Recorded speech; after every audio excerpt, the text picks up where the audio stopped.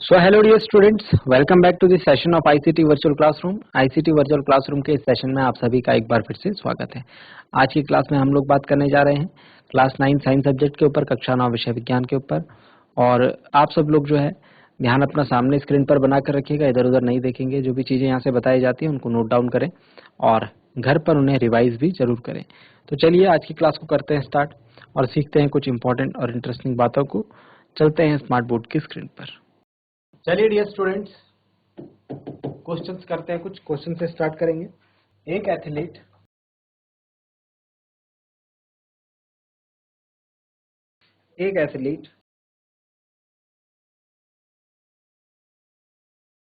वृत्तीय रास्ते कॉमा जिसका व्यास 200 मीटर है,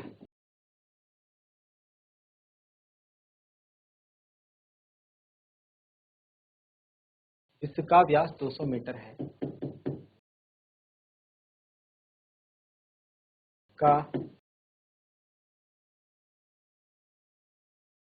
एक चक्कर 40 सेकंड में लगाता है। 2 मिनट 20 सेकंड के बाद वह कितनी दूरी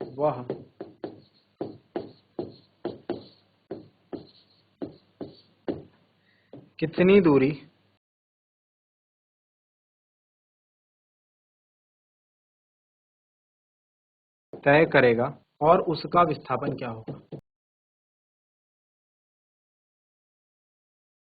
और उसका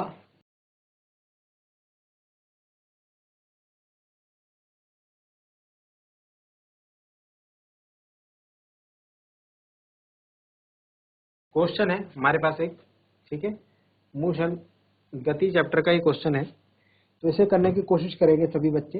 हमसे क्वेश्चन में बोला गया है कि एक एथलीट वृत्तीय रास्ते जिसका व्यास 200 मीटर है, इसका एक चक्कर 40 सेकंड में लगाता है।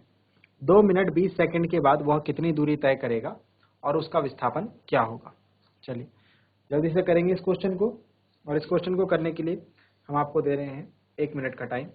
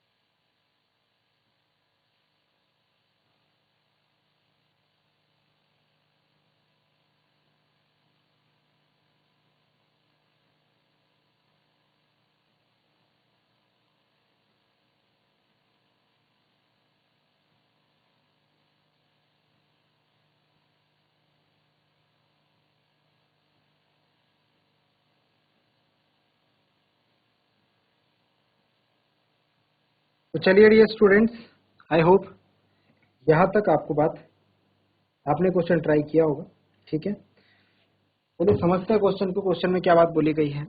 एक एथलीट जो है वो एक वृत्तीय रास्ता है, एक ऐसा गोल रास्ता है, ठीक है, इस पर वो चक्कर लगा रहा है, ठीक है। इसका व्यास जो है, इसके व्यास की अगर बात करें,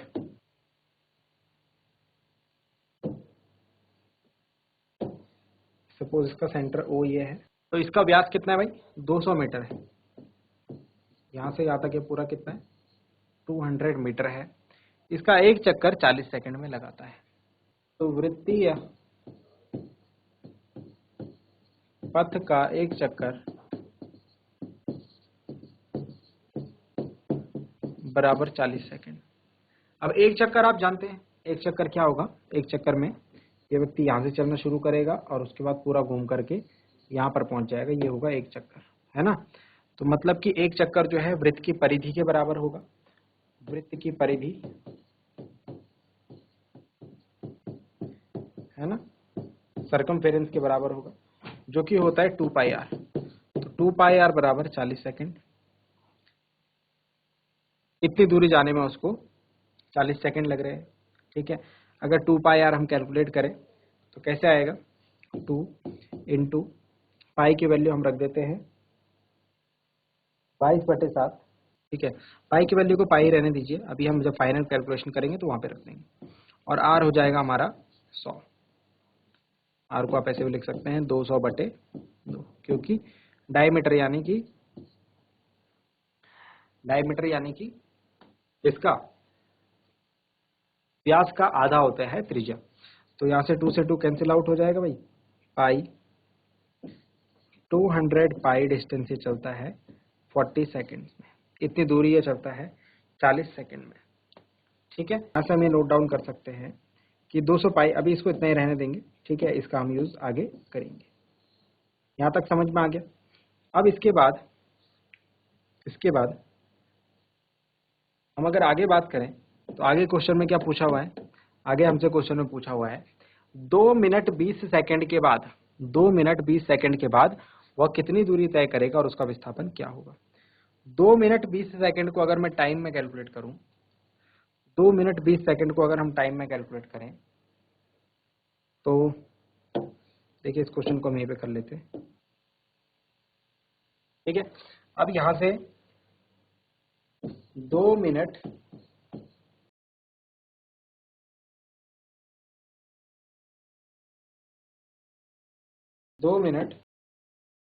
20 सेकंड का मतलब है 2 इंटू 60 प्लस 20 सेकेंड, मतलब 140 सेकेंड। 140 सेकेंड के बाद वो कितनी दूरी तय करेगा और उसका विस्थापन क्या होगा। तो भाई अगर बात की जाए यहाँ से 40 सेकेंड में वो 200 पाई मीटर दूरी तय करता है, तो 1 सेकेंड में कितनी दूरी तय करेगा भाई, 200/40 पाई मीटर। ठीक है, ऐसे ही अगर बात करें तो 1 सेकेंड में 5 पाई मीटर दूरी तय करता है, तो 140 सेकेंड में कितना करेगा भाई, गुणा कर दीजिए, 140 गुणा 5 पाई, तो ये आ जाएगा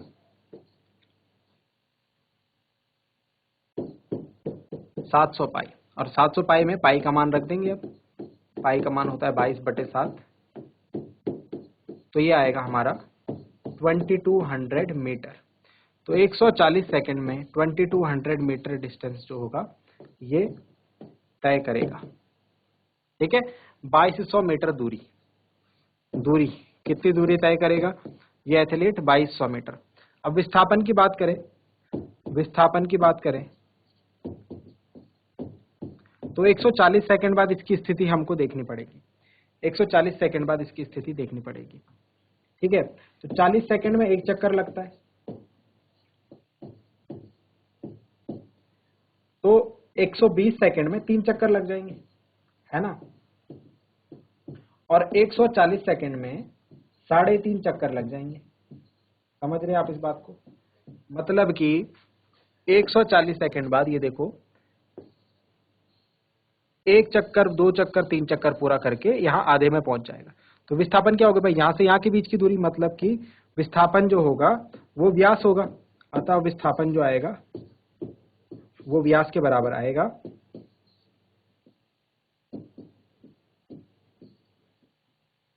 200 मीटर।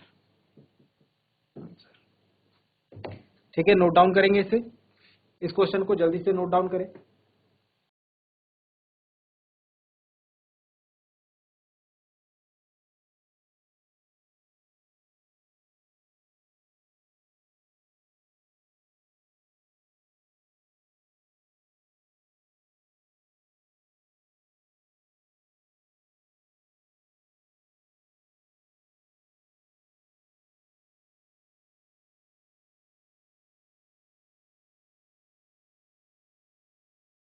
नेक्स्ट क्वेश्चन देखते हैं।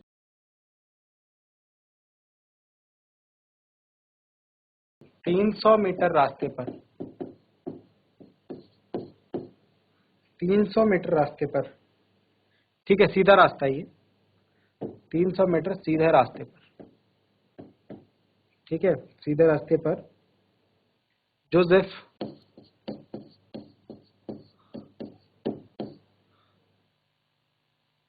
जॉगिंग करता हुआ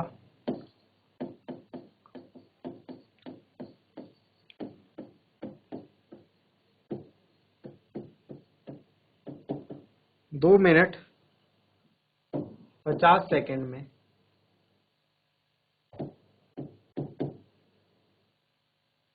एक सिरे ए से दूसरे सिरे बी पर पहुंचता है।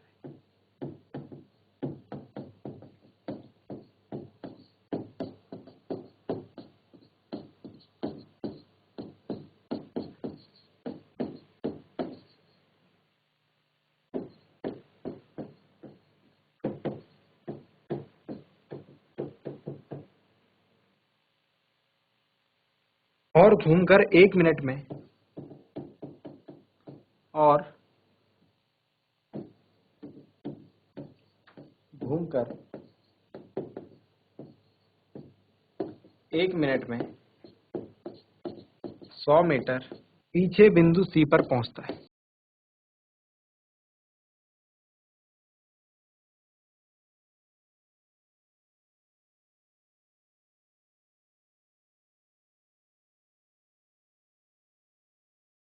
बिंदु सी पर पहुंचता है। जोसेफ की औसत चाल और औसत वेग क्या हो?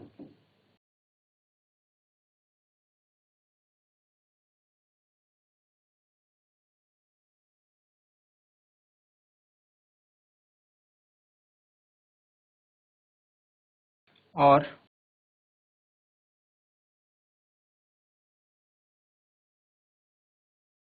औसत वेग क्या होंगे?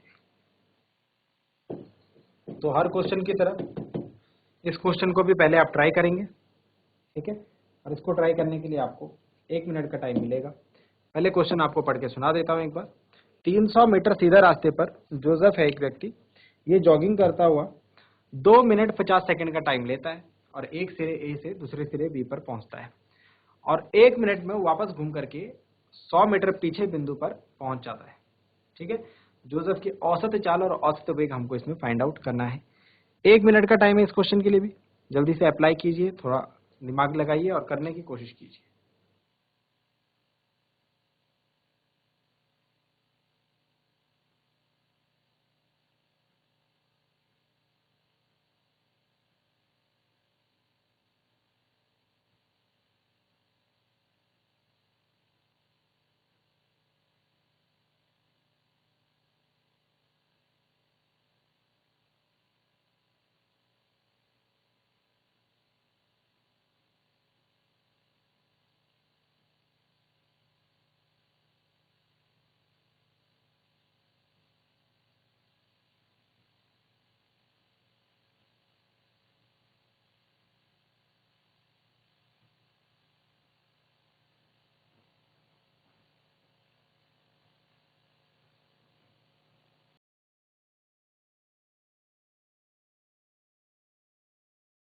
चलिए, तो क्वेश्चन हमारा यहाँ पर एक बार इसे समझ लेते हैं। हमसे बोला गया है कि जोसेफ जो है एक सीधे रास्ते पर चल रहा है।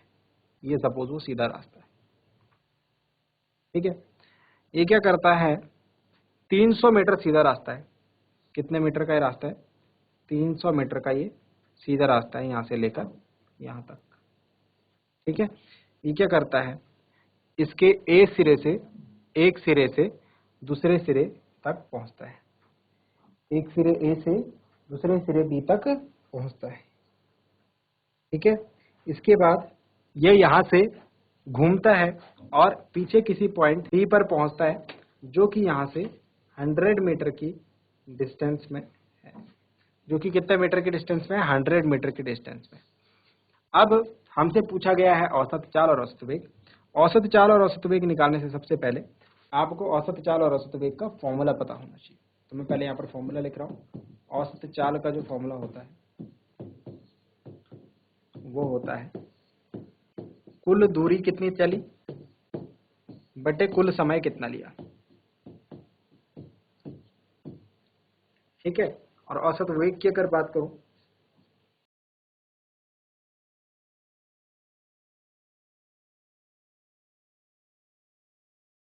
तो वो होता है विस्थापन,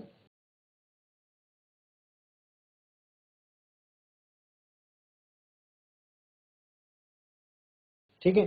तो ये दोनों फॉर्मूलाज हमको अप्लाई करने होंगे, ठीक है? चलिए, तो पहले बात करते हैं औसत चाल किस तरीके से निकालेंगे हम।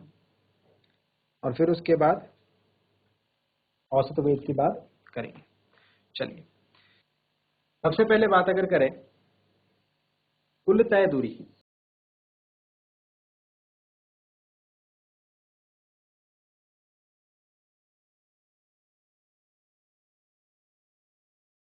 तो पहले कितने मीटर चला था भाई? ए से बी तक 300 मीटर चला था और फिर वापस 100 मीटर आया, मतलब कि 400 मीटर की दूरी कुल तय करी। अब बात करते हैं कुल समय कितना लगा। तो पहले 2 मिनट 50 सेकेंड तो एक सिरे ए से बी सिरे तक जाने में लगे, फिर उसके बाद 1 मिनट वापस सी पर आने में लगा जो सबको, तो कुल जो टाइम लगा वो लगा 3 मिनट 50 सेकेंड। और 3 मिनट 50 सेकेंड को अगर पूरा सेकेंड में कन्वर्ट करेंगे, 1 मिनट में 60 सेकेंड होते हैं, 3 मिनट में 180 सेकेंड होंगे और 180 में 50 सेकेंड आप जोड़ दीजिए तो ये आएगा 230 सेकेंड। विस्थापन भी निकाल लेते हैं, कुल विस्थापन। तो विस्थापन कैसे निकालते हैं हम? प्रारंभिक और अंतिम बिंदु को देखते हैं। प्रारंभिक बिंदु ए था, अंतिम बिंदु सी है, ए और सी के बीच की दूरी, ठीक है, कुल विस्थापन होगा AC, ठीक है, जो कि हम कैसे निकालेंगे? 300 में से 100 को माइनस करके निकालेंगे, क्योंकि A से B तक 300 है और B से C तक 100 है, तो 300 में से 100 गया तो 200 मीटर हमारा आ गया। अब हम इस क्वेश्चन को आगे सॉल्व करेंगे, क्योंकि हमारे पास सारी जरूरी चीजें आ चुकी हैं।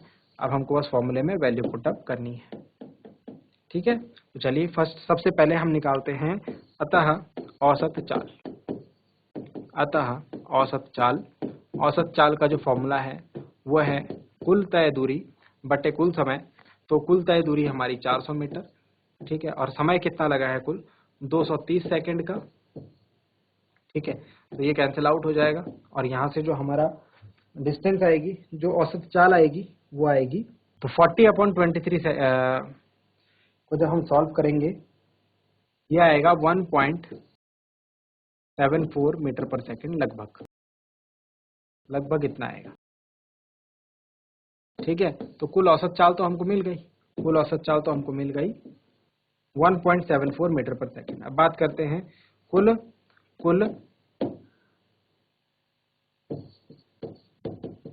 औसत वेग की बात करते हैं। तो औसत वेग में हमको क्या देखना है भाई?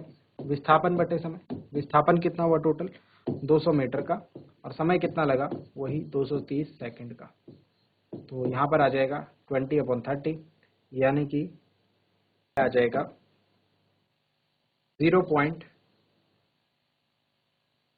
लगभग 9 सेकेंड, 0.9 मीटर प्रति सेकंड लगभग आप इसका औसत वेग मान के चलिए। तो ये हमारा आंसर है और ये हमारा आंसर है, ठीक है। नोट डाउन करेंगे इसे।